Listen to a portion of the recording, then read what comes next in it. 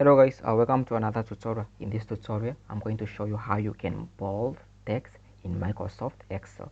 So that's what we're going to be looking at in this tutorial. But before you get started, I just want to ask, like, if this is your first time, please do consider subscribing and hit the notification bell so you get notified every time I upload a new tutorial. So with that being said, let's get started.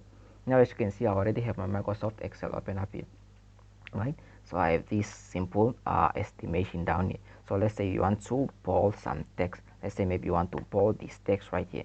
So just click on the column where the text that you want to bold are, right? And then make sure you're on your home tab, and then you have this. So just click on this P right here, and then that will bold the text.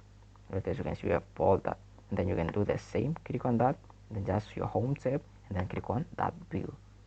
So you bold the text. You can do the same even with this one.